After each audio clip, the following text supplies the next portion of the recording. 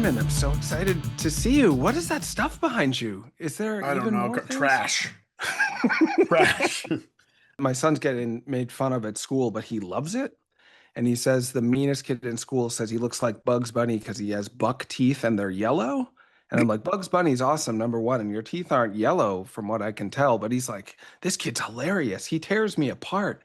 He's got so many sick burns. He's 10. How old's your oldest kid now? 10. Yeah, I thought so. Yeah. She's not going to school. She goes to a hybrid homeschool. Awesome. How's that going? A lot better than regular school. Yeah, regular school, I don't have the moxie or the guts. That's why I'm not you for a lot of different reasons. You've had the guts to do all sorts of stuff that I just would have been too scared. So homeschooling, I think, hybrid or otherwise, is just another risk, but also the benefits can be so great if you do it right. And Yeah, I kind of feel like we didn't have any option other than this. So like all of the yeah, a things we're lot of talking people are about. like, a lot of people will say to Danielle, "Wow, that's so cool that you did that," and she's like, "I didn't want to do this. This was thrust upon us. It was when the schools keep saying, come pick up your kid. Thank you. Uh, Eventually you just don't send them back. Yeah, no, that I hear you. And also, as I've known you over the years, you've consistently said about all sorts of things like, well, I'm not that great. It's yeah, I just tried to do things and it was my best option. Like everything else would have been way worse. I could have just worked at a copy center, but I would have got fired because it was too weird, you know? So I had to make a video game. What else am I gonna do? It's Uh, true. It's true. I go limp and then I life pushes me through rapids and I my rubber bones bounce off of most of everything. So I'm alive. so people, there's people who don't know who you are these days, I think. I don't know them personally in the video game world anyway. Like my father. Yeah. But you've been at this for a long time, as have I, and we've kind of ended up in a place where a lot of people can't picture video games like without you. I talk to developers in their mid 20s and they're like, of course, Super Meat Boy is like a retro classic. And I've dug into Edmund's prior work and more recent work. You've been a part of the greater landscape of games for It's been a 25. while. It's Yeah. what do you I would count 2024, the release of Gish, as the start. 2004 or No, 20? 2020, yeah, well, God, it's I because know, I do the same thing. It's like they all no, blend 20, together. minus 20 years. 2004. 2004. Yeah, so going on 25 years soon. And Gish was not a small thing at the time, like in No, indie yeah, circles and in game the indie circles. world, Yeah. it was as big as it could get, which back then meant, tens of sales. But But Gish was sort of your trademark and hallmark for a bit yeah, and has yeah. carried forward into is Gish actually in Mewgenics? If so, I haven't found him yet. Gish is a plush that you can get for your house. Oh, awesome. So it makes Yeah, sense. I'm sure the You name is also in there too. that I would expect as much. You do you feel attached to all of your babies? Like I feel like you've made all these ideas are kind of points in your life and they have to bring back like good and bad things, but more so than a lot of developers I know, you don't seem to let go of them. Like they always pop up, everybody in some way or another. Is Spewer? How about Spewer? You know, Yeah, you Spewer know, obsessive. you didn't get far enough in Mewgenics. No, no, I want to. No, Spewer is pretty infamous in Mewgenics. Tell me more about that, or is it a secret? Well, it's an Act Three boss that I love is that. very difficult at times Yeah, for people. yeah. Mugenics is hurtful, and I love it. But it's I'm digging back into old open world games, like Hmm. the earlier Elder Scrolls, more for research than even playing them. And back then, they just like had no idea what they were doing. So they would break things in like the most amazing ways. And it's much better than recent stuff, in my opinion. And somehow Mewgenics has managed to like bring the breadth of highs and lows that you can experience at any given time to such an intense degree that it feels so cute and silly, but so real, like emotionally real. And also, my son's waiting to be able to play it on the Switch too. So he asked, "When's it going to come to the Switch too?" I mean, I Has think anyone I asked you that? I would like to see it, and I'm hoping that it will be by the end of summer that it will be out, but we'll see. End of summer. That's so soon. That's amazing. I know, but Is I mean, I'm hoping. Yeah, I hear you. I Yeah, hear you. who knows for sure, but it would be nice to have it by the end of summer. But maybe around that time would be Did you ideal. outsource that? Because that's a lot of work. That's Yeah, scary. no.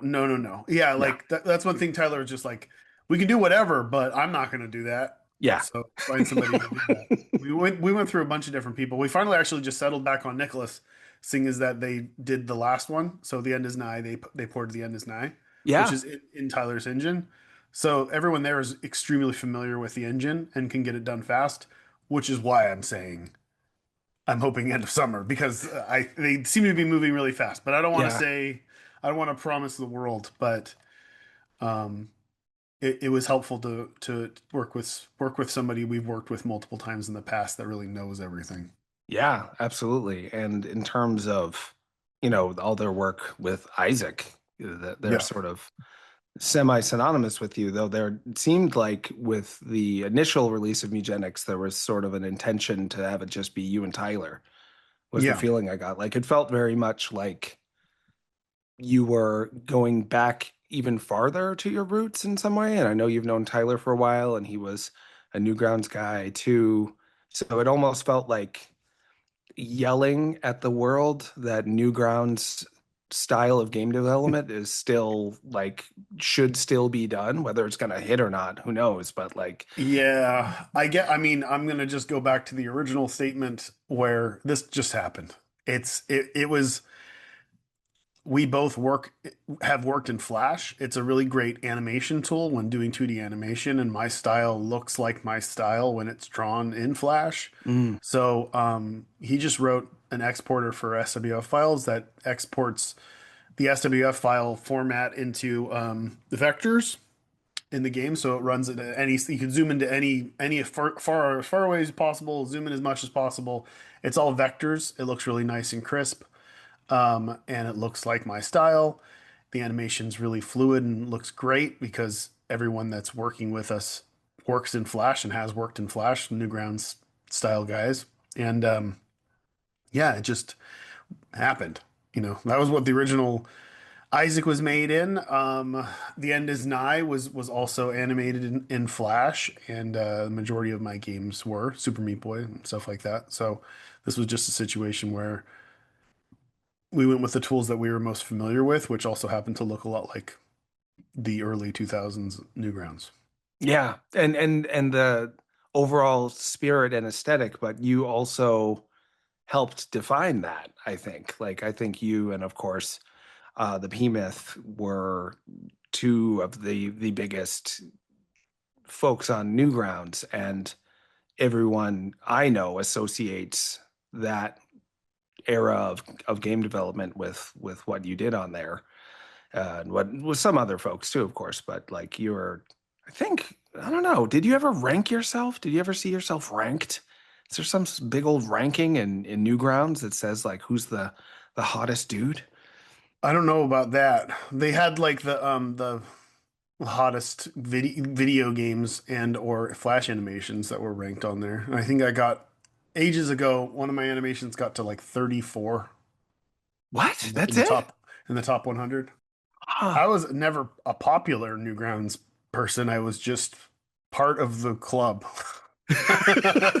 That's not how it looked from the outside, but there's so many niches that are actually huge ecosystems in and of themselves that I can't claim to actually know, even though I was on Newgrounds all the time. I just didn't create there or like live there or check things I out. think my aesthetic and sense of humor and the things that I like may be working now because I've screamed it so loud for so long that people have accepted it.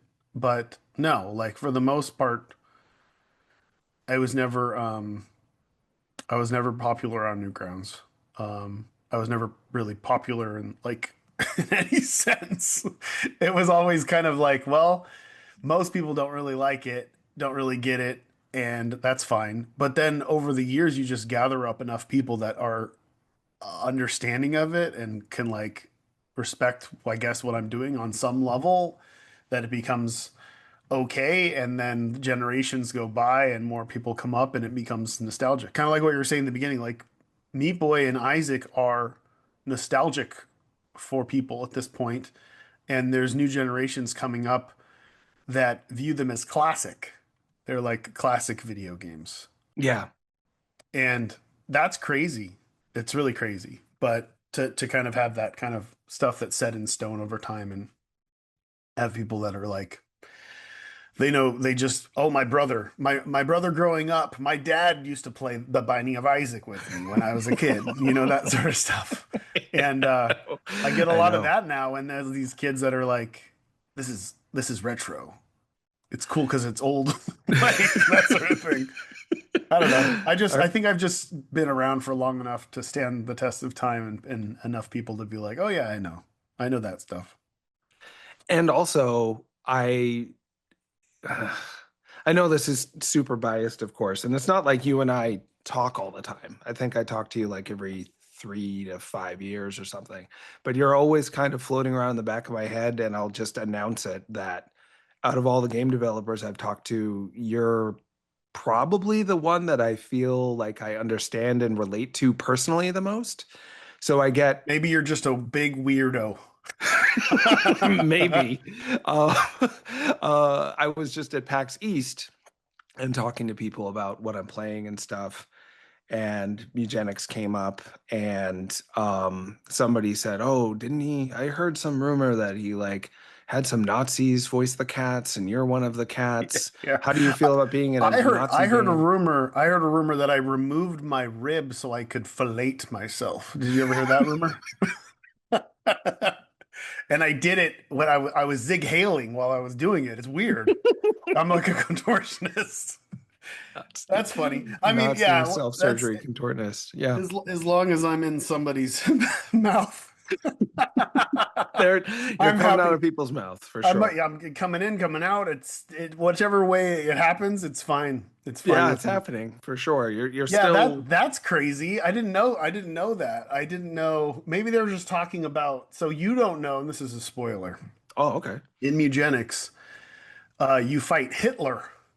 Yes, Did you know that? I couldn't help because I also on top of Spewer, I love Hitler's Must Die, one of your Okay, okay. I thought classic you were just games. gonna stop right there with the Loud Hitler, I love the Fuhrer. legends. Yeah, he's So I what a was guy. like looking up to how, and also people. So people think when they attack you verbally or when you're not in the room or whatever, the tone is always like they're punching up at this like multi-millionaire superpower rich and famous game developer, and I always like say to them, and I you can tell me if you like that I do this or not. I probably will still do it because I can't plan a word. It's just they all just come out before it's too late.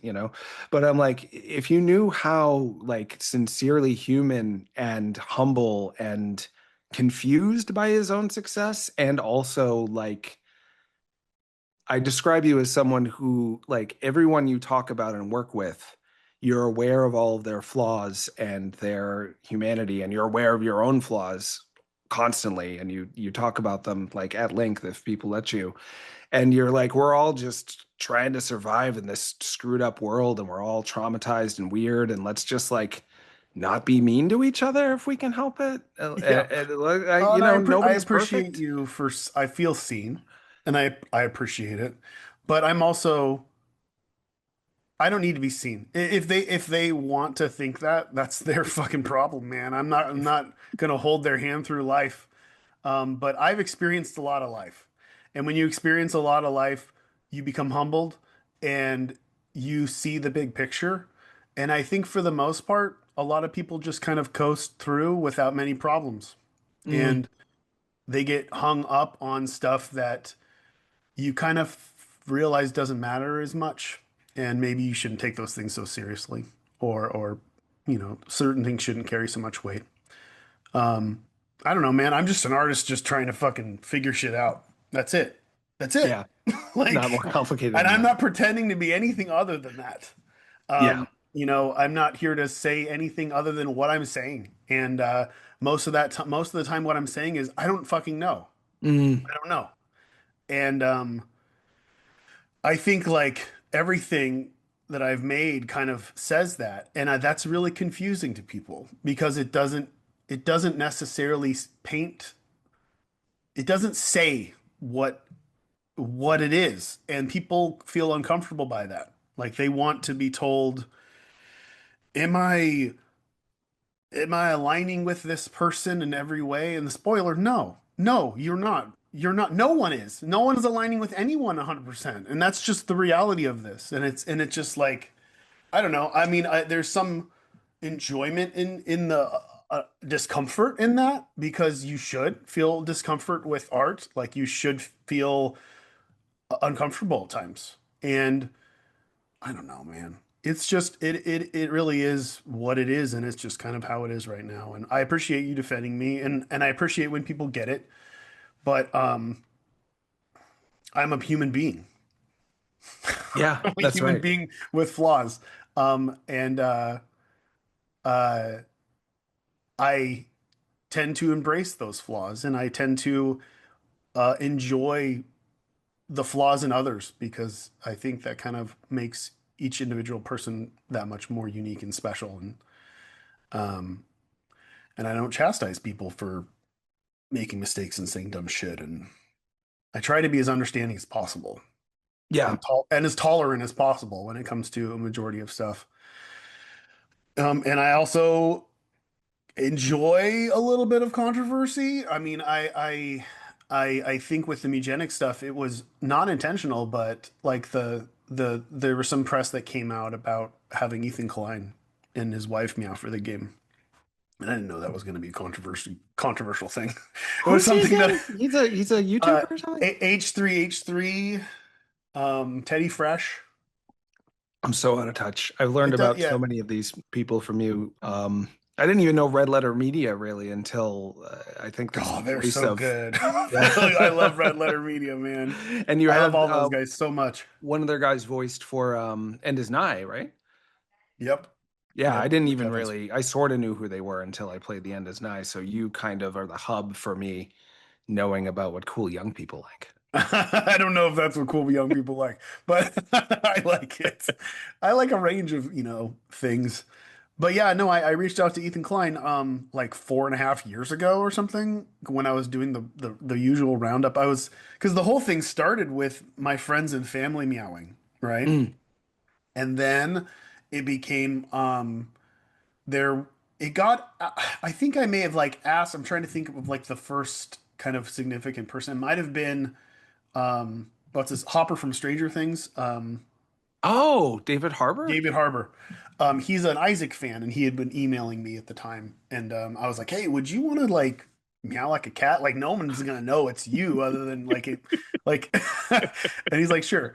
And I was like, "Oh, this is like kind of crazy." And I think I may have like said something to somebody, and then it got out, and then I got a bunch of streamers that were like, "We want to be cats. We want to be cats," and it got out. And then once that kind of broke, I'm like, "Well, fuck it. I'll just start asking." Every iconic voice that I've been hearing for like my whole life through the internet. So like Tom Mhm. Fulp and you got Dan Paladin, all the Newgrounds guys are there. A bunch of YouTube personalities, a bunch of musical artists that I absolutely love, and it kind of just grew, grew, grew. And then when there was like one negative review that said something along the lines of they didn't like that I included Ethan and Hila Klein because his wife is from Israel. Oh. That was basically it. His wife's from Israel, and he's Jewish. They're both Jewish, obviously, and they have family there. And that, basically defaults to, well, what's the word that they use? Zionist. Oh, sure. That Yeah. you are a Zionist because I'm not a Ethan's not. Zionist, but I put, I'm not saying that they are. I don't know what the Right. fuck they are, man. I don't know what the fuck's going on anymore. Like, I don't think that they are. That's the thing that doesn't make sense to me. From my perspective, it really just seemed like they were Jewish, and it seemed a Right. little weird that was going on. But whatever. That is a whole thing in itself. But there was an article that wrote about it negatively, saying like, I didn't like knowing that these people meowed in the game. And then there was a rock paper shotgun article written, and they had asked me about it. And the dude was really cool about it. It wasn't there what they weren't pushing in any different direction. Hmm. Sorry, it was quite literally like, "Do you have a response to this?" And I just said, that I think it's funny that there were. It was a quote of problematic meows. That it was kind of crazy.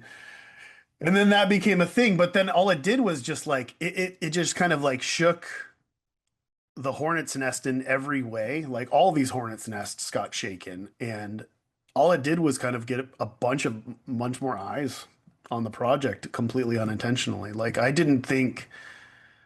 I thought that the controversy would come from like because Tyler's like, people are going to be upset that we put Hitler in this game, and I was like, who's going to be upset about killing Hitler? And they're like, well, the far right will, and I'm like, I don't Mm. know, I don't know like if that's gonna happen. But that we had all these kind of like, well, what will people be upset about sort of situations. I thought PETA would get upset, that sort of stuff, and none of that stuff happened, and people just got upset about Ethan Gila, and then eventually Chris Chan, the inclusion of Chris Chan. Oh, I didn't know Chris Chan's in it. I know a little bit. Chris Chan, there's like a documentary about them There's or there's like something. there's months of documentaries. They're the most documented They're the person. most documented person on the internet. Huh. And yet I like vaguely know about them. And I'm also meowed in the game, and I'm proud Yep. to have done that. In continuing to try to explain you to strangers, probably wrong. So again, I apologize. My Doesn't take matter. on eugenics in general is it's like there's so many different kinds of cats, and cats are people, and we're all like mutants, and we're all screwed up. And if we collaborate and work together, even though we're a mess, maybe something really cool can happen. Like you Hitler do you kill Hitler? I haven't gotten that far. I've seen You Hitler show up and start you you screaming in you German. kill Hitler a lot. That's great. So, Yeah, no. was that a choice at all? Because some people also said, well, if he called the game Mewgenics, Yeah, yeah, that was the initial then he problematic thing, obviously right? loves eugenics. Like, Yes, obviously. so for the record, do you kind of like it or do you really like it? I Eugenics. like, oh man, I'm all about it. No, yeah. So I mean, obviously the name is purposefully provocative.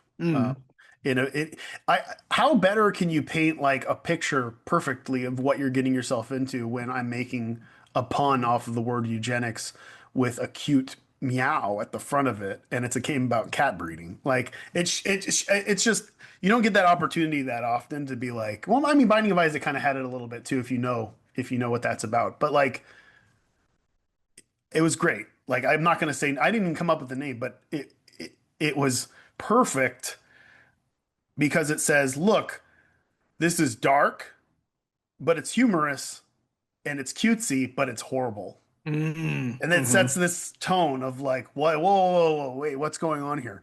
So I hmm wanted that to some degree, of course. I want people to like give some pause and be like, wait, why? Wait, that's a little weird. Because I want you to kind of go in and be like, okay, I'm breeding these cats and I'm using selective breeding and I'm doing all this other stuff. And then as you play, you start to realize that you'll be confronted with disorders, and most of these disorders are real life disorders like autism and ADHD and insomnia and all mm. all this other stuff. And your initial will be like, oh, why would I want this? and then you'll like read it and understand the strength, the pros and cons of these things. And usually the cons are quite high, Mm. but there are pros, right? Hmm. And the pros can be game breaking. And you start to be like, wait, no. Can I make this work? Can I play to the strengths of this disorder? And can I breed this into my bloodline and actually use it? And as you play the game without even thinking about it, it becomes a very, it's the opposite of what you would assume, where you Mm. are accepting things as they are and utilizing their strengths and pushing forward in ways that I think really say more about what I'm trying to say Hmm. than me saying it here. I appreciate you saying it though. I know and respect, and you've said this for years, like I'm not going to defend myself. Like, why am I going to add energy to a conversation where people are like just out to complain anyway, or just mad at me, or okay, I just don't want to put my head there if I don't have to. And also, as someone who feels like they know you, I like when people get to know you more clearly through like statements like that.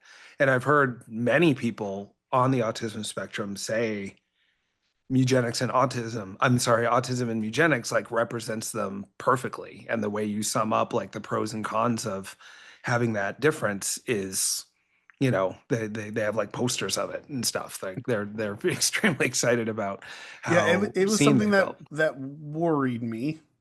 Um, and I that's why I tested the waters. I posted that shit right away to just see the kind of response. And since the response was so positive, I thought, okay, well then, no holds barred. I'll just do it. That aspect of the game for me made it so much more personal and um what I was experiencing at the time, especially like that literal concept, because there were disorders in the game from the beginning. The disorders were like the flu or Mm, a disease or whatever else, right? And they were just bad, just mm. bad stuff that happens. Like it was a playoff of Oregon Trail. You got dysentery, All right. whatever. That's what it is. And it was literally the day when I got home after getting my daughter's diagnosis, and I'm like, there should be real disorders in here, and there should be cons, but there should be little silver linings on all of them. And like, I'm going to redo all this stuff. So I went back Mm, through and made silver linings not only on the birth disorders, but on every disorder in the game has some way to play around it. Because I thought that was important, hmm. especially in the big picture of this, whatever this thing is. And Yeah. yeah, that was like a big turning point where I felt like I was really in it and I could kind of see more of what we were doing. Um, and I was definitely way more invested as well. Hmm. That's super interesting because I know you've of course worked on eugenics on one form or another since I have a 3D, my old 3DS has a eugenic sticker on it, and it was like a new 3DS when it just came out. So I hadn't realized, but when I played eugenics, I was like, this is such a game about accepting your children and also looking at them and saying like, sorry for my genes. Like Yeah. I'm part of the reason why you turned out this way. And my son has a behavioral health diagnosis too, and it's been a lot of kind of wrestling with what that means in terms of the pros and cons and how he's going to fit into the world and hoping for him and also not wanting to make him feel like he's weird, but also not wanting to like ignore the fact that he's got differences and whatnot. So it's extremely relatable as a parent game. And also it's like completely unhinged, which I Yeah. absolutely Well, love. I'm not here to like wallow in it. You know what I mean? Like I'm trying to have fun. I don't know. I'm Yeah. trying not to take it too seriously, but also say something. And that does confuse people. I definitely think it does confuse people, but it's just not who I am. I'm not gonna cry about it. Yeah. Yeah. Well, I'm I glad. don't know. I feel strongly, and I hate to harp on this, but I haven't talked to you about it in a bit. I feel upset when people misunderstand you specifically, more so than other game developers for whatever reason. So I guess that's a bias. When people misunderstand Suda51, who made No More Heroes, who I also like, I'm like, oh, he'll be fine. But with you, I feel like a weird protectiveness, and maybe it's just because I still have emails you sent me like about Spewer and like I'm making this weird game called Binding of the Isaac. No one's gonna like it, and I'm like, people are gonna like it, and I would yelled about it. And then it became hugely popular, but. I think that if you were like a new kid on the block who just came out with this stuff out of nowhere, and like I think of Sarah Squirm. Do you know Sarah Squirm and Yeah, on yeah, yeah. SNL?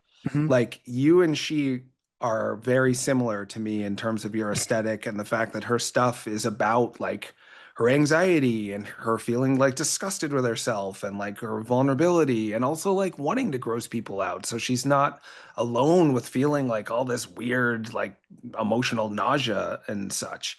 And people are like, that's so cool. Like a young pretty girl is like having her eyeball pop out of her socket, and then you come out with your eyeball popped out of your socket. You're like, "Hey guys," and they're like, "Whoa, that multimillionaire grandfather of video games is like put his eye back in his socket. That's gross." Like it would not be punching up in people's minds to like attack Sarah Squirm because not she's well known, but she's not like Mike Myers or she's not a hugely the SNL people don't get paid super well, and people see the sales on your games, and when the Mewgenics headline is sold 150,000 copies in like 6 hours or something, that's like a ticket to ride for people who are mad about their own lives and their own pain to be like, well, I'm allowed to attack Edmund now because he just made $1 million in a day or something.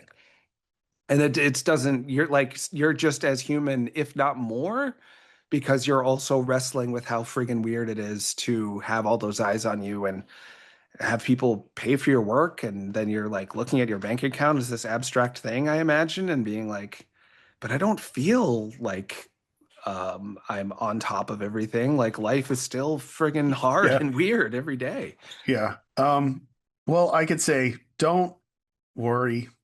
You don't have to put any effort into doing anything. I can't help it. Like, It's I know, really I reflective. absolutely appreciate it, and I feel it, and I, I do. But you can't convince most of these kind of like a lot of the people that want to just shit. I can take the punch. Like Mm, I can take all of them. Like until I'm gone. I'll do it with a smile on my face. I'm not here forever, man. I'm like, I'm here to just do what I'm doing and then fade away into mm, nothingness. And I'm not worried about that. I really do appreciate you defending me. It's very kind. But I kind of think for the most part, anybody who would knee jerk and just call somebody a Nazi pedo, that's like a default for anybody, right?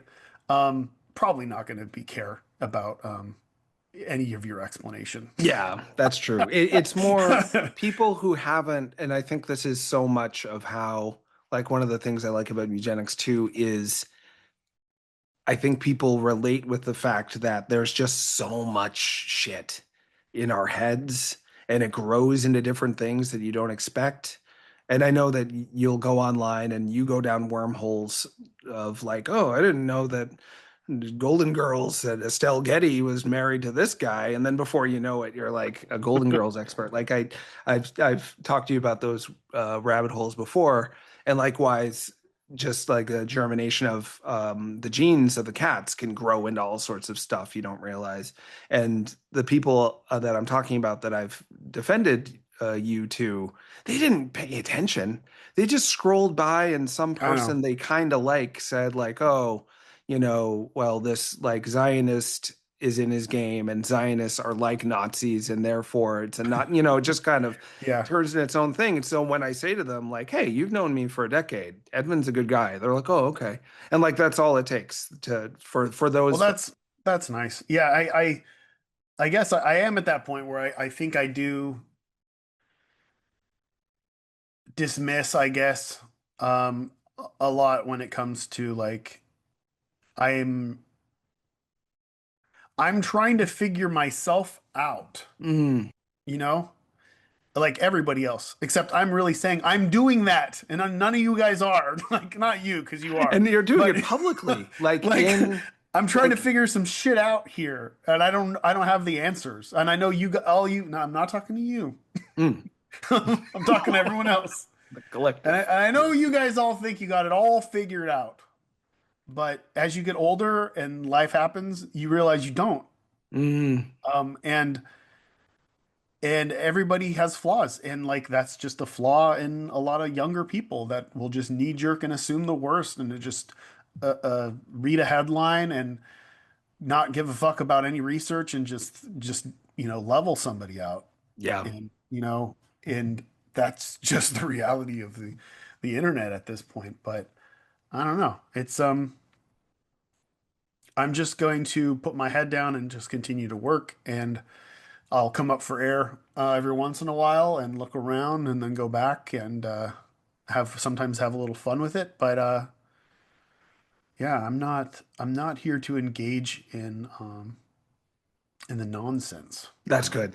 And knowing that there's no like path through it is really nice. And also just your priority is to publicly display all of your self for, like it's vomit in a way, and Yeah. it's fun. And I so badly want people to, and I've been talking about your work for so long, to like pay attention to it because it's so fun and sad sometimes to see like, oh, he made the end is nigh. Did you think about the fact that he made it after like all the Meat Boy success and it was his return to a 2D platformer and it was after he was no longer in Team Meat and like maybe it's about that in some way. I was just replaying it because I love it and I was like, I can't believe how well Edmund made every level look like this is going to be perfectly fine. I can do this. This isn't that bad. I beat Super Meat Boy on a live stream once. I no, I can never get through this level. This is life is so much harder and worse than you thought. Is like it could be the subtitle to that game. It's Yeah, like no, it's, yeah. Life is so hard, and then it gets worse and yes. more and worse and worse, exponentially worse. I mean, that was the whole theme of the game. Was just like, how can we keep how can we keep riding this panic attack and make you feel like it's never going to end and make you question even finishing it? Um, And then the music, like Ave Maria. I don't think that's actually in it, but it's like you yeah, should be enjoying this. This is heavenly while you're hanging from a hook, anticipating your 100th death on that one screen that it looks like it should be so easy. So what is wrong with you that you can't beat this? Like the self-loathing I feel. But then when I finally get through one level, I feel like a god for 1 second, and then I'm fucked because it's getting even worse every the time. end is Nigh was weird. Like it was a weird design. Like on paper, I knew that it wasn't going to do that well because I'm literally saying I'm taking what I was doing with Super Meat Boy, where it was the whole thing with Super Meat Boy was a play on developing it. It was the idea Mm, of like I'm gonna run the race, and the joy is going to be in the race itself, and I'm gonna persevere, and I'm gonna do it, and then I'm gonna reap the rewards, and feel so good about myself. And then this was just like what if during this race you've neglected everything else that mattered? mm, And maybe this isn't worth it. Like maybe the whole world has fallen apart as you looked the other way, and now you're trying to pick up the pieces, and it's just like never ending turmoil and mm, constant challenge to the point of people giving up. And it's like I even cringe to say that I made a game that was purposefully designed to make you eventually give up. But that's the truth. Like mm, it was designed to push people to the limits and make them question, wait, is this worth this? mm, mm, mm, And trying to kind of simulate how I was feeling at the time, which was just questioning everything. And mm. really like riding a panic attack and like waiting for the other shoe to drop, but the shoe never fucking drops, but it feels like it's gonna drop and like it feels like it's gonna be over and it's just not Yeah. because sometimes life is like that. And sometimes you got to give up. Mm-hmm. Sometimes you got to give up, pick yourself up, walk away. Um, and that's kind of like what that was about. It's like I mean, Nega Super Meat Boy. And Mm-hmm. um, But I have seen many people love that game sure. I and mean, it's dig deep those into it. type, that personality type, I guess, like that want that never ending challenge. They can do it, but I can understand why a majority maybe felt like it was too much. Mm-hmm. And was it cleansing to get that out and then move on to, if I remember correctly, after End is Nigh, your kids were, I don't know if you had your second kid yet, but No. it felt like family was kind of where your head was going. And Yeah. then you end up making like physical card games and you made Tapeworm after Four Souls. Hmm. So it seemed like you were almost moving beyond like the virtual experience of a game and wanted a like a tactile physical experience with other people more and like recenter on that. Yeah, I was kind of hating video games and working on video games, and my experience with video games was not good. And The End is Nigh was going to be my last game. That was the Mm. plan, you know. Wow, I don't know if Uh, I knew that. yeah, when we started that, I was like, I was really feeling like I'm done. Mm. But then finishing it picked me back up a good amount, made me feel like I want to keep kind of moving. And then I still had that like, but I don't know. Maybe I want to keep moving, but I'll move in this other direction. And the other direction was physical, like Hmm. physical board game, card game type stuff, which I did for a couple years, which was it was a palate cleanser for sure. Hmm. Um, very, very different than video game development. You wouldn't think it would be, but it was quite different. It was a lot easier. It was also pretty freeing to have complete control over everything, and not like have to rely on somebody to program stuff or whatever else. I could Sure. just design. It was just pure design, which was really cool. And I like the Kickstarter campaign. I liked interacting with fans, which was neat. And developing with my wife for the first time was really cool. Yeah. Um, and that kind of brought me back in. Bumbo was a dip. I wasn't happy with that at all. But it carried me enough to be like, okay, yeah, I wanna do this. I wanna keep doing this. And Mewgenics started around that time. And that was 4 years ago? Six. Oh my God. Time is so Yeah. weird. It's so flat to me. Like you could have told me no, it was 6 months ago. I'd be like, okay, yeah, I'll take my medicine and Yeah, try to it's focus a I little better, but could be true. having two kids, I have like these like time brackets where I can Oh, be right. like 5 years ago, that means Minnie wasn't here. And I know for a fact that Danielle was maybe just getting pregnant during the second Kickstarter or something like that. Oh, gotcha. Yeah, yeah, yeah. That makes perfect sense. Have you started work on a new game? Or are you sticking with just fine tuning and expanding on Mewgenics and porting and all that? Yeah, I think I'll just be working. Nothing is like pulling me in any kind of directions other than, family. I'm working mostly on that. Like like I was mentioning, we have so Peach is homeschooled or hybrid homeschool, so she does go to like a school for like one day out of the week, Hmm. and then we do the homeschool stuff, and then Minnie is once summer ends, she'll be in school, and we decided to just do homeschool as well for her, Hmm. because it was similar stuff was already happening in preschool, Okay. and I mean, you probably gone through the school system bullshit, right?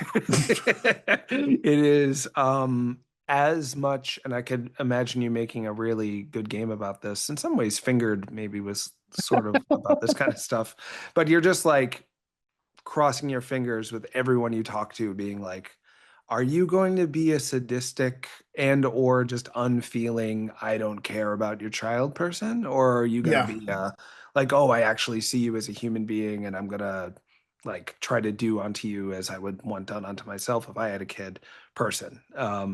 The healthcare system, childcare, everything is just like, please don't hate me before we've talked because it'll have, you can yeah. crush me if you want to, and my kids. So, yeah, that's a It's feeling. it's it's a nightmare. I mean, for anybody who has kids with any kind of special need, knows that like the United States school system is it's throwaway. It's throwaway. I don't know. Like I don't know what to say. Like not only is the school system just like really poorly designed and not really thought out, and we're writing off something that was created in like the 60s or 70s that we never updated, but the fact that we're not paying these people that much and that so they don't give a fuck and they're not Mm, invested in anything. And then we also live, it's almost insult to injury when you go in and it's like you see the walls that say, equality and acceptance and, whatever else. And it's just like, oh yeah, I'm sure you think that until my kid does something you don't like. yeah. And then it's And then it's done. Like, and then fuck that kid. Um, But because I was that kid, mm, like it's like I grew up like that. I grew up just like my daughter, like where my ADHD was so off the charts. I couldn't mm, control myself, and I was just in the principal's office constantly, and that really fucked me. Like mm, being just told that I was a bad kid for my whole life and believing it. I'm stupid, I'm retarded, I'm an idiot, and that's it. What that's the part I have to play. And like I think us as humans, we just fall into the characters that we're given. mm, And it was hard for me to kind of pull out of that nosedive. And teachers fucking hated me. Like mm, they hated me. And you could feel it as a kid. Like you could just be like, this person hates my guts. They think the worst of me. And one of the reasons why I pulled my kids out was because it's just I just didn't want them to have to. I would like to give them a bit more of a fair shake because I feel like that really crushed my self-esteem in hopes that I could we could rectify that by giving them the school that they need at home and then giving them social stuff via the hybrid homeschool stuff yeah, and hope that that fixes it because man, like we've tried to play it straight. I tried to be like, okay, public school, no. Private school, no, it's worse. Like it was mm, it's just rich people club. Like it's just like I don't know. I don't know what to tell you, but like it's the fakest shit you could ever imagine and I'm really bad at faking it with these parents. You mm. I would love to be on a fly on the wall for like, so what do you do? Well, I made this game It's about like cats fucking, and before that, I did the naked baby game. Before well the that, the crazy skinless guy maybe you've game. experienced this too, but like what I experienced in the few years that Peach was going to school was meeting with these parents and being like, well, what do you do? What do you like to do for fun? Because I don't Mm, give a fuck what they do for a living, whatever. yeah. What do you like to do for fun? And the answer was always, uh, sometimes we watch a movie on the weekends. And I'm like, no, no, but like, what are your hobbies? And they're like, uh, I mean, I used to golf or I used to surf. And I'm like, what? And that's when I realized that well, obviously I'm the weirdo, right? Because I have Mm, hobbies. But it's also the fact that like it's weird because I look around and I see all my friends who are just like me and they have different interests that are like hyper focused on all these different things and they go from here to here. And I suddenly realize that's neurodivergence. Turns out, turns out that's what's wrong with me.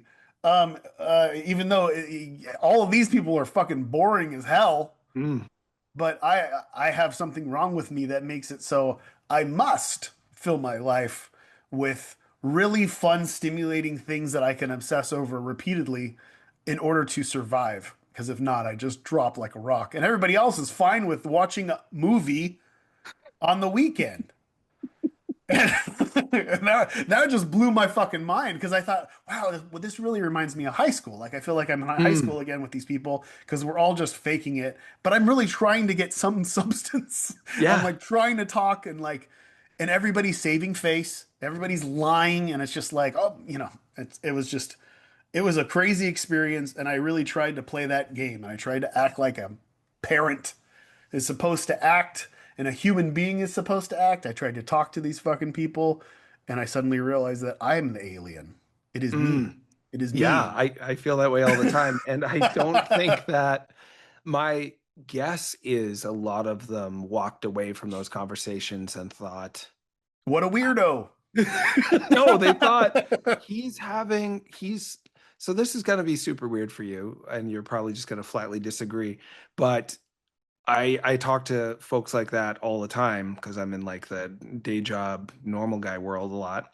And I always, if I get to know them, the parents or the coworkers, at first they're like, "Yeah, I like reality TV, and occasionally we go to Pizza Hut." And then after like a month, they're like, "I can't stop thinking about midget wrestling," and it's like sexy, but it's not sexy. Like they don't want to So you tell you think at that they're first. just they're yeah, that it's Oh just a yeah, safe face situation? Like I'm not going to reveal who I am. yes, they've never made a video game about bleeding always. They've never just put themselves out. They've never had to. The world has rewarded them for being like, put on a mask, say the most normal things as you can, get out of there, and then go be a weirdo on your own time. So I'm fairly confident that there's a lot of them thought like that guy is so much more willing to like be himself. I suck compared to that, like a little bit. I've heard people say that to my wife. Um, we hung out because we try. We try. We try. So like I live in like a fucking golf course, man. Like we are the blackest people on the block. So Wow. seriously, like they will when we moved in, they used to stop us when we were taking walks and say, "Who are you visiting?" And we're like, "Really?" Like I know what I look like, but like, really? I don't know. It eventually they got used to it. They got used to it. A lot of old people died. A lot of them died. Sure. But Happens. we did like a they had like a Halloween thing around here, and we're like, oh, we'll you know, and of course the ladies here love their wine. Sure. They all got kind of wasted, and we were walking, and Danielle's doing her Danielle thing. You know, my wife has a personality, and she talks. Mm. She's a funny lady. And somebody said, "It's so nice that you can," because so she's drunk, so she's being honest. She's Yeah. like, "It's so nice that you can be so open and honest about who you are and put yourself out there and not worry about what other people think, and you don't even have to be drunk." And I think Danielle's like, you don't have to drink. Like, you can. And then she's like, oh, I wish I didn't. I wish I Right. didn't have to drink because I'm going to feel really sick tomorrow. And it's Yeah. just like, wow. But it was worth it because I got to not hate myself in the moment and edit everything I say before I say it because I was tipsy. I'm thinking of another person I worked with, super rich, like conventionally good looking, clean, normal clothes. And they were just like, you ever just want to like eat ass? I'm like, what? Like a girl. It was a girl, so she's not out, but Oh, okay. Because turns out she I had. was like, I know who you're talking about. If it was a man, because there's a pretty known developer who that's like his quote. Oh, is that right? Yeah. Yeah, well, it was big. I want to say like 10 years ago. Everyone was saying it as like a semi joke, Yeah, but I think no, he's back there though. he's back in the. He's back there. He's stuck back there. I'll have to Google that. So I hope you feel like a success. You're doing it. You met the I want to goals. before we jump into this dumb stuff. Yeah. I will say that I thank you for saying that I could be wrong about these people and their boring life because it gives me hope. Like because it makes sense what you're saying. Like the idea that these people are just so straight-laced and so good at masking, for lack of a better term, Yeah. that they're just not going to say something that would embarrass them or make them look like a kid or whatever else, because that gives me some hope. Because the only people that I can relate to are these autistic ADHD weirdos that are my friends. That And don't like, mask as much, hopefully. yeah, like I want brutal honesty. Yeah. That's all I want. Like all I want is that brutal honesty, and I don't care what you say, even if it's terrible, because I know that where your heart is. Like Mm. there's just something there of like being able to do that, and intimacy. It's a level of intimacy where you understand where this person's coming from, and they can let loose and do what they're say the things that they want to say and act weird and whatever else. Those are my people. And for the most part, a lot of these people who like my stuff are those people too. So Yeah. And you found millions and millions of them who seem to really get it. I've met many people. I think I've told you before, like folks I would not expect to have put 10,000 hours into Isaac or whatever, and now it's Mewgenics, because they've got like PhDs, and I've hung out with psychiatrists who seem like the like epitome of mental health, like policing. And they're like, oh no, I'm on like 10 psych meds myself and I can't stop playing Isaac. It's the best. Like, like I relate with this so much. So, the people you wouldn't necessarily expect to be on that side of the experience are more like-minded than maybe you'd always know. But they don't tell you because, you don't get the job, or you don't like get out of the social experience of feeling like people are just much more afraid of making a mistake than they are afraid of like missing an opportunity to be themselves, unfortunately. And it speaks to your game design aesthetic and style, where you're like, get ready for tons of mistakes. You're going to make mistakes. I made mistakes. The whole thing is just like there's so many opportunities for things to go so many ways you can't control, and just like ride the wave, like be yourself, get in, get in the flow state and do it and see what happens next.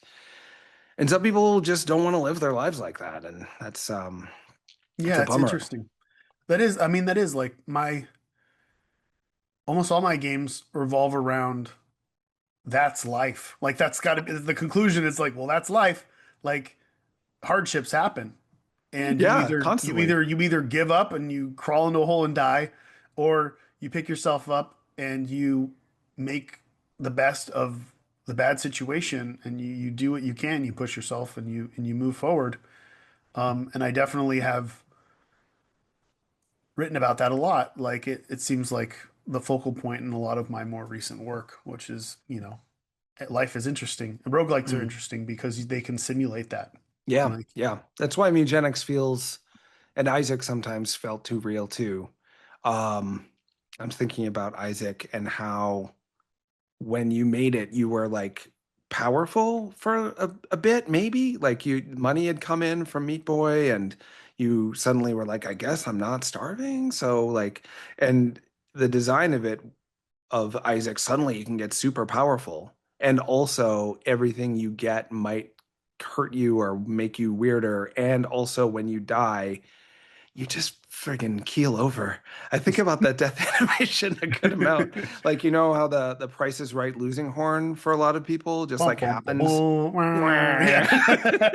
bum. Me, Yeah. I have that. And I also just picture, and then like turning to his side and like, that's it.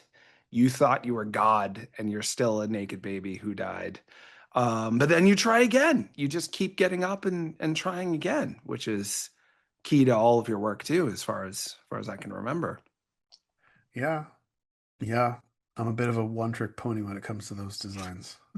Oh, don't, I can't think of a developer who has designed in as many genres and succeeded in them as well. Sure, tons of people like put out a game every 3 months in a different genre or something.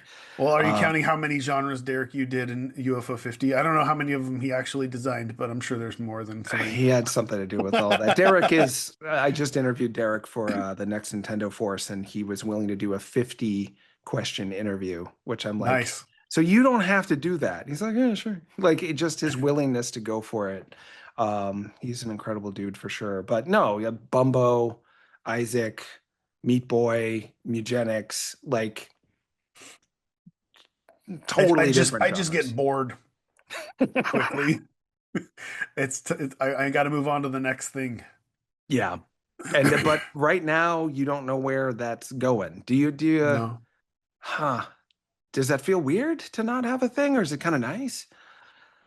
I don't know. It's kind of nothing. Like it's kind of numb Mm. because in the past, man, I would have already had it planned and working on it. Yeah, yeah, yeah. That's what I thought might have happened. And you've had like I absolutely want your full motion video game to happen somehow.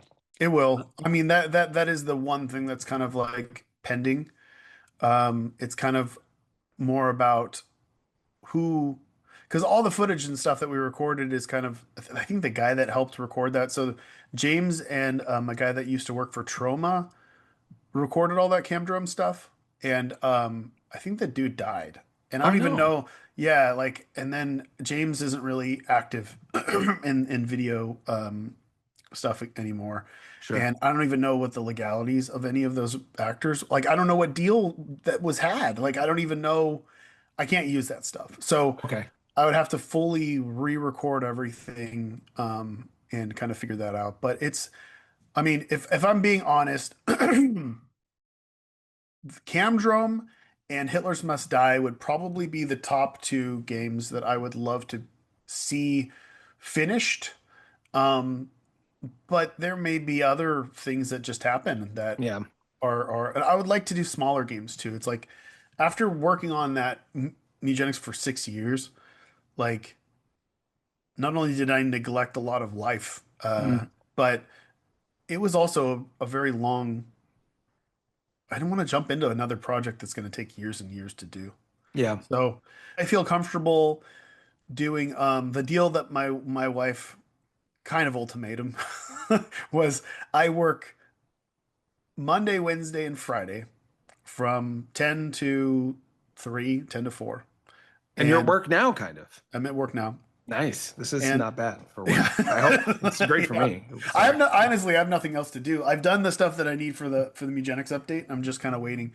Like I think I mentioned at the beginning, like Tyler's looking for a house. He's trying to move. oh, Um, I saw him on Blue Sky about that, I think. yeah, so he's really trying to do that, and I think for him, and I completely understand it. In his mind, he has had success, right? He has a lot of money in his bank account, but he has nothing to physically show for it. And he has Mm, no change in life. His life mm, is exactly the same as it has been for 10 years that he's been living there in this mm, small apartment. And he wants to get the fuck out of there. So I know it's like he wants to cash in. Like, mm. come on, let's life move forward. But it's not, it's easier said than done. Like, and that's a stressful whole situation in itself. So I know that he's very much there mentally, like focused on that. And he can't necessarily rush back into Mewgenics land and start working on DLC stuff Sure. until he's locked that shit down. So I'm just kind of figuring out what I want to do next. I've been thinking about archiving a bunch of there's a show called Fishmasters. Um, You told me about this like 5 years ago, I think. Tell me again, though. It's been too long. the show called Fishmasters. It was a public. It wasn't a public access. It looked like a public access show. The whole aesthetic was this low budget show that was on at 1 in the morning. That was supposed to be a fishing show, but it wasn't. It was like we're gonna go fishing, but then something else happens that derails it into this bit that in most of the episodes were kind of improvised completely. Mm, It's just two guys fucking around, and they were really, really, really funny and really entertaining overall. And they played up the whole you're up watching a show at 1 in the morning after Saturday Night Live, and you're stuck here and we can do whatever we want to you because you can't fast forward, you can't skip. And And they're in they a did boat. sometimes. Like it goes all over the place. Like there was a time where they're just like, "Hey, did you hear about that? We have this tape. It's of Elvis." And they're like, "We're going to show it today. We're going to show it." And then they like extend that for a long period of time and finally they show it and it's just like it's a recreation of that Bigfoot walk except it's Elvis walking. And then they're like, "Oh man, everyone loves Elvis. We should just change our whole show to be the fishing Elvis. We're gonna be the fishing Elvis." And then they all dress up like Elvis and they walk around downtown talking to people. That's the show. It's like How random long did the shit. show go for? Was it 5 years, I think. good for them? Yeah, they did amazing. And my favorite show of all time. And I got a hard drive full of every unedited episode from one of the creators. I paid for Yeah. it. And uh it was when they were editing them for DVDs and stuff, and I just wanted them. I wanted them all because they were like, well, no one's buying the DVDs, so whatever, you can have the rest of them. And I thought, oh, how cool would it be to like um edit and then upscale the videos and stuff before I forget about them or before something happens to the hard drive. So I thought that that would be a cool project to work on, which I might start on next week or something. Oh, That no awesome. one will care about. No one listening to this will give a shit about or know about. It has nothing to do with anything that I've ever done. I mean, no, it does. It does. It does. Yeah. Because I don't know if you ever heard. So during the radio segments in Mewgenics, did you ever hear any man on the street bits where it was like Jimmy the Hammer Valentine here on the street at Pinky Winkies? You ever Yeah, I hear think any? so. Yeah, but I Okay, can't remember them. so Jimmy the Hammer Valentine is a character from Fishmasters that I asked the creator of the show to come and reprise his role as Jimmy the Hammer Valentine and do a bunch of improv bits, and he did like 15 bits as Jimmy the Hammer, and he also did DJ Bill as well. But yeah, I got to work with him. Like my hero, my hero growing up. I got to work with him on Eugenics. What's his name? His name is Carl Edge. Carl Edge is his real name. Oh, And wow. yeah. It's so fun when people, it's called nominative determinism, when people just end up doing jobs that match their name, like a lawyer named Sue Yu and stuff Oh, like that. Like yeah. it's fun. Edge, because it's Edge.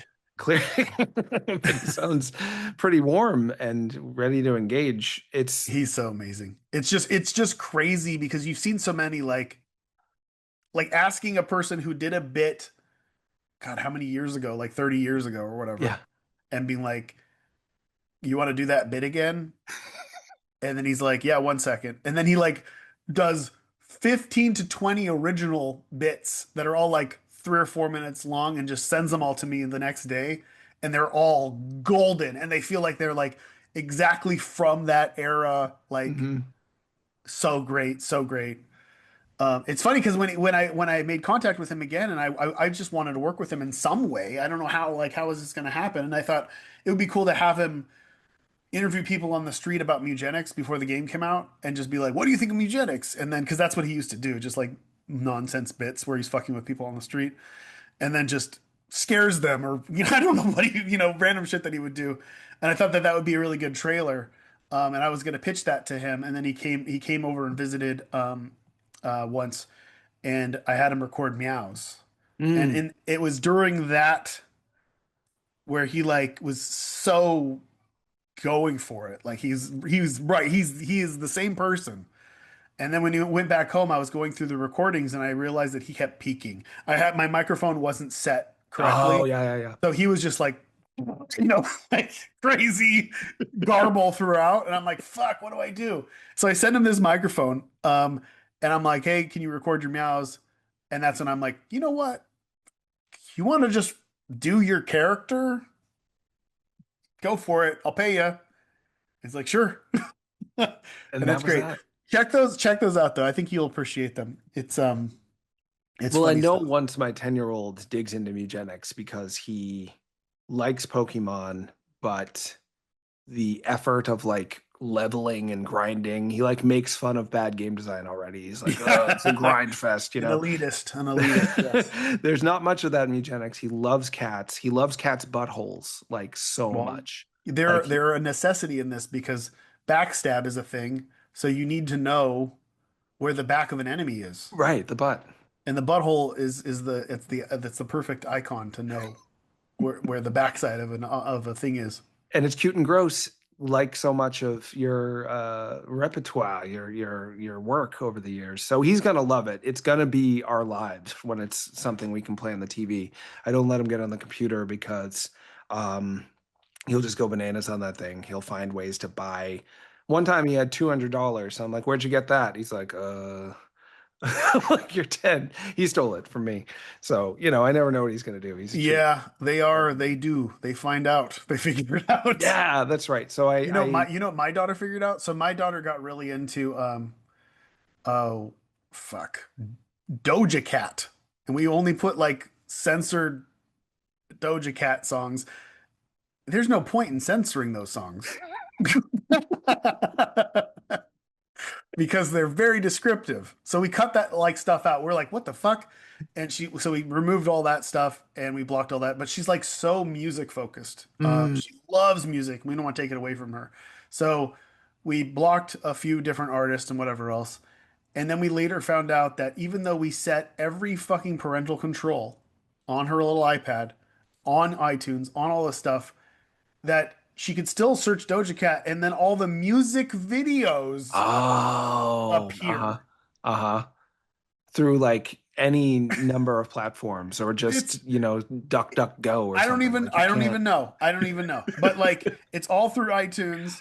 If you search it, even if you're like, I'm 9 years old Hmm. and I can only have access to non-explicit content. It's somehow like they just didn't do that with music videos.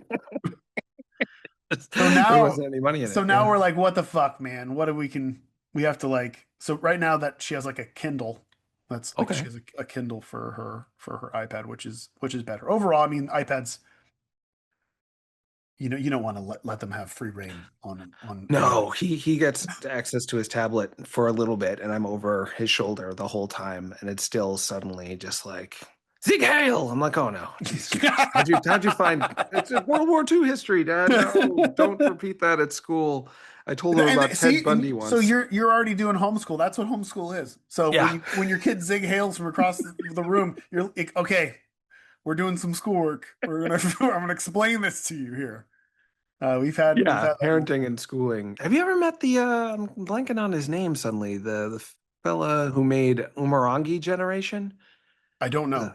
It's this photography game about the end of the world. It's very like aligned with the feelings you might go for, but it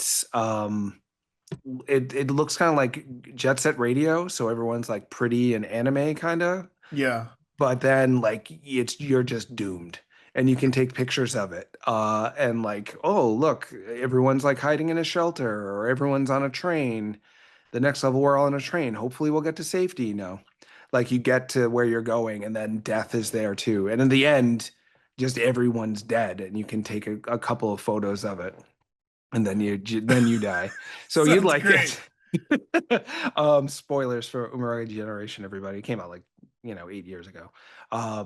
But he said that schools are actually designed to function as prisons, that prisons came first in terms of like human designing of institutions. And then we're like, we need to make little prisons for the children where Yeah, they have to do what we want. So you've unimprisoned your kids, which I know is a ton of work. But I wanted to punctuate that line of thought with just yeah, affirming that you, yeah. I you mean, did it. it's true. I don't know, man. I mean, maybe it works. It works for a lot of people. I mean, that's the thing is, it works for a majority of people to get into the routine of doing what you're told and doing it all the time. Yeah, I Like, mean, works though. I mean, some of my best friends said, "Oh, you thought I was normal in school, but I was miserable and scared like the yeah, entire." That's what most people, unless you just get rewarded with the popularity in the popularity game, or you're really smart in a book smart way, or yeah. really good at sports. Like it's like 3% of people are not miserable, I think, in school. It's pretty Yeah, tough I mean, going. I think it might just be that age too. Like, Mm. I think majority of kids are like in a constant state of turmoil, Yeah, I think going that's about through right. experiencing life like that. But yeah, the school system is weird. Yeah, I have absolutely. a very specific moment where I'm like where questioned everything, and it was when I don't know if you've experienced this, but when you go to pick up your kid and then your teacher like gives you a thumbs down from across the room. Not exactly.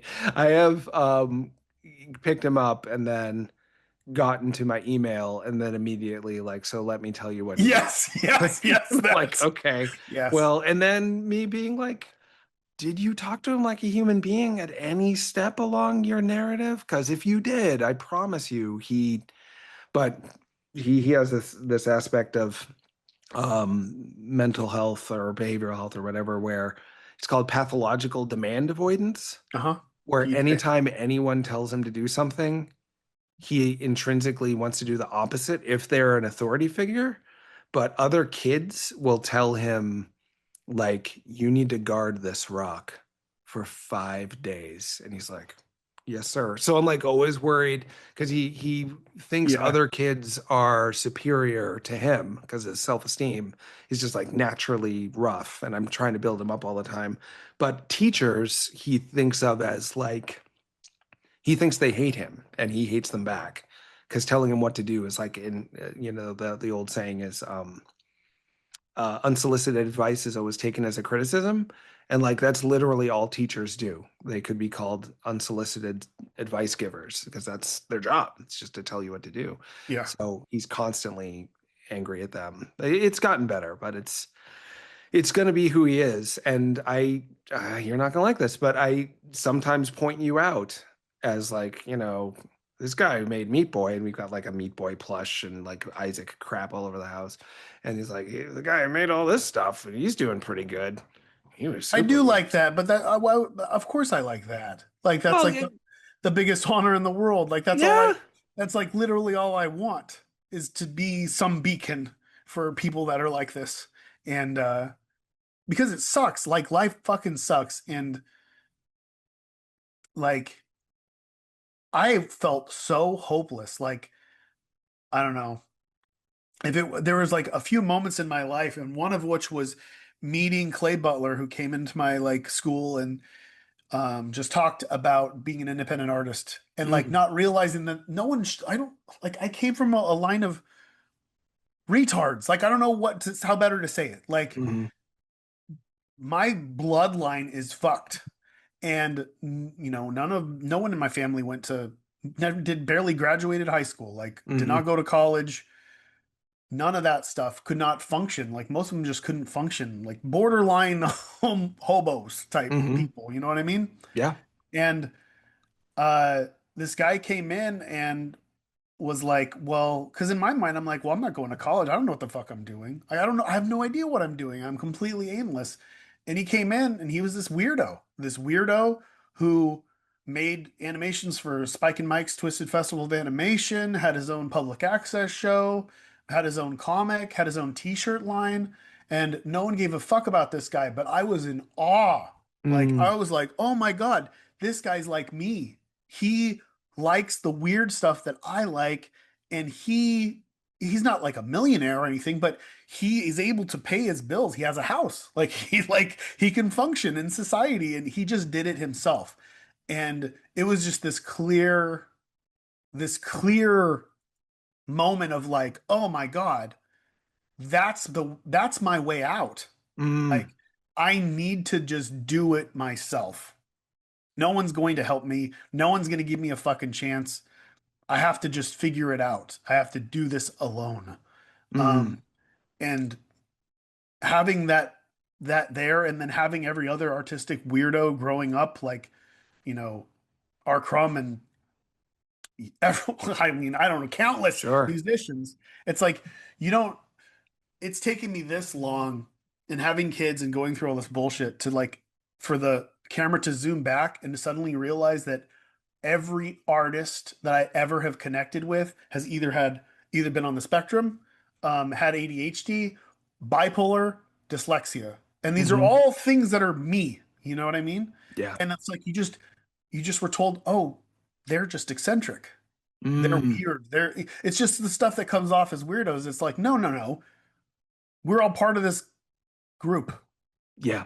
And people in this group are in the minority and they're going to struggle in society. And the deck is so stacked against us, but we have something to offer that no one else can offer, and that's just like an honest perspective on who we are and what we're seeing and what we're experiencing, and being able to filter through this unique experience in this fucked up brain.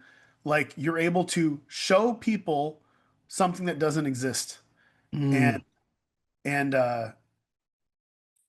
it's taken me this long to, like, I don't know, feel. I was convinced that I was like this because of abuse. You know what I Hmm. mean? And then I realized, like, the abuse that I suffered was because of these people not being able to function in the world. Like, Mm. Hmm. and and I raised my daughter perfectly, and she came out and had the same issues I did. It's like, Yep. I remember vividly the day that she came in and she was like, I can't go to school today, and she was having a panic attack, and she was like, my stomach hurts really bad and I think I'm gonna barf, and that's all I'm thinking about. And I'm like, oh my God. Like, I wanted to just start crying. I Yeah. never spoke to her about my anxieties or the things that I was worried about as a kid. And that was my life. It was like constantly in fear of becoming ill in this obsessive compulsive loop of that now she has. Hmm. And it's just like, oh God. Like, I just thought that that was something that I acquired by bad shit happening to me, you know? Yeah. And I'm sure That's, that the bad shit didn't help, but yeah. there's so much that, I've met so many people with various traumas, my day job work, and you'll meet somebody who just had like the worst time, and they're like, "Oh yeah, didn't bother me." And then you'll meet somebody else who's just like genetically predisposed to feel anxious and suffering about like whatever, and they're like, Yeah. "Oh fuck, friendlies." I can't go to friendlies. I'm like, why? Like, I got a phobia of friendlies. I'm like, what happened to you at friendlies? They're like, the ice cream.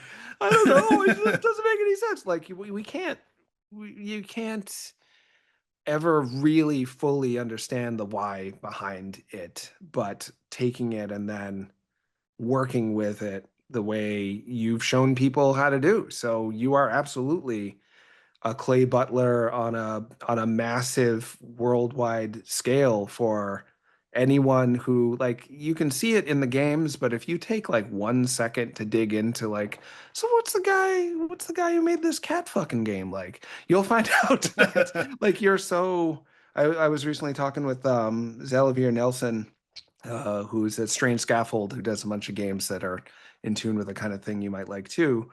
He's a young dude. He's in his 20s or something, and he's doing really great. And he's like, I think it's immoral that artists don't reveal how much they're suffering or how much they only made it because they got a loan or because their uncle knew a guy. Like, we're looking to all of these people who made all this stuff. We're looking at Doja Cat and we're looking at whoever it is, these massive celebrities, and we don't know that they're just like us, except the cards fell in a certain way that they managed to survive for a little bit until they become, their next project bombs and then nobody wants to hire them again. Like you never know when your last project is the only thing you're gonna have made. Like there, you're not making any more stuff. Um, and you are the epitome of the kind of morality that he is espousing, which is like you just got to let everyone know how hard of a time you're having in the midst of it, because that's how you shine the light for other people to feel hope that they too can get out of whatever hole they're in. And then you're going to fall in another hole and it's going to be shit. And then you just try again, It's all over the things you say and do. It's all over your games, the way you design them, whether consciously or not. And I selfishly, like, I totally get that you don't want to take another 6 years on Camdrome or something. But I'm like, oh, but what if I like find some guys to like roll around in the mud for you and I film it and send it to you? And like I can stab a fake eyeball for you. Like I'm so excited about whatever you're gonna do next because it's always I mean, I don't see myself stopping, but um, I gotta I gotta focus my attention a little bit more towards my, children and wife. yeah, And so my thoughts are more with them than they are with creative projects currently. But yeah. I'm sure that'll That's change. again a moral and ethical thing to do.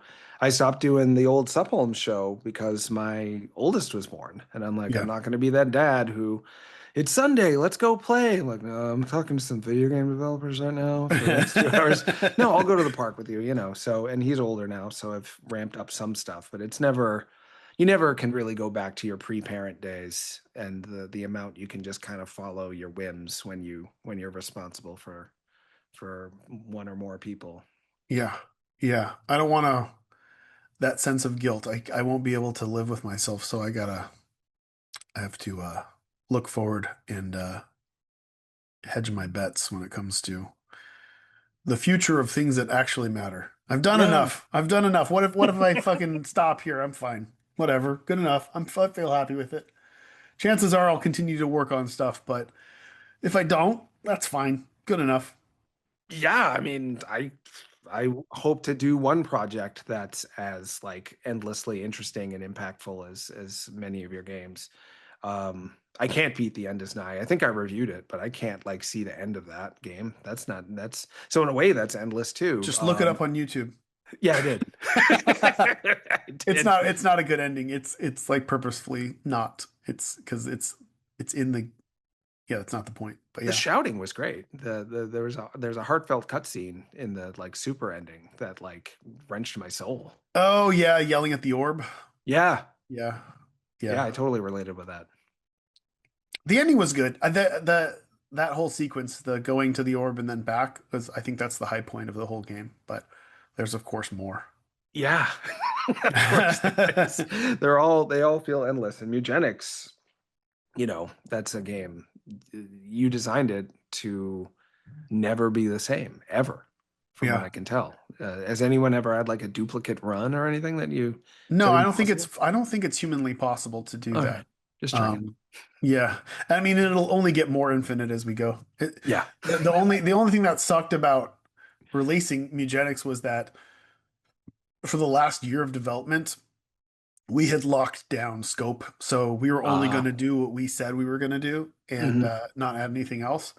But in that year, that's when the game finally says, this is who I am. And so Mm-hmm. now we have this like fully developed little thing and we have not really expanded upon it. Everything is just kind of safely in place. We haven't really pushed into like how can we make it really infinite and how can we do this and what.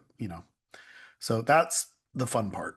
Yeah, that's awesome. I hope that can be just like a Monday, Wednesday, Friday thing that It maybe has you to work be. on after the kids move out of the house. It's only going to be like 13 years. Yeah, It yeah, goes by fast. yeah. Yeah, you never know. Well, I have to run, but I could talk to you all day. If I didn't have to run, I would keep talking.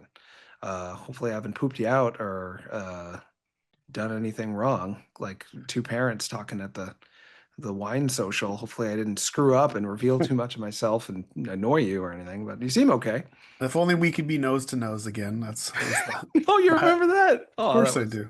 we were so Yeah, young. Yeah, that was fun in California. that was 26 years ago. That wasn't, was No, it? No. 16 years ago. 16 years. I know time flat I'm circle. keep jumping that 10 year mark. I It's know, vanishing. 2010. That was The a 20 the to 2000 to 2010 just don't doesn't just exist. kind of a blur. Yeah, well, that was when Meat Boy came out, I think, and Yeah. everything got weird after that. That's for sure. You know what's crazy? I'm totally derailing. No, no, no. Um, like in the office because we were at Gaijin Games Yep. when we did that. It was like a day after that, John Blow came down and showed me the prototype for the Witness, Oh and yeah. then yeah, and then Kyle Gabler came down and showed me the prototype for A Little Inferno. It was like the exact like right in that within that week No of seeing. way. Yeah, it was a crazy week. I remember thinking like, holy shit, there's some stuff happening. Wow, I love Little Inferno. I feel like it's under Underrated. seen Under for whatever it is. reason. It is for sure. Yeah, yeah, it's a special one. And you got to see him and I didn't, which is, Yep. makes me Yep. jealous. Which Yep. a pretty cool guy. Yep. It's fun. All right. Okay. Well, thanks so much for being on. Hopefully it's not another 10 years before 5 years you're on again, but you're always invited. Thanks for making the time. Well, thanks. Thank you for having me as always.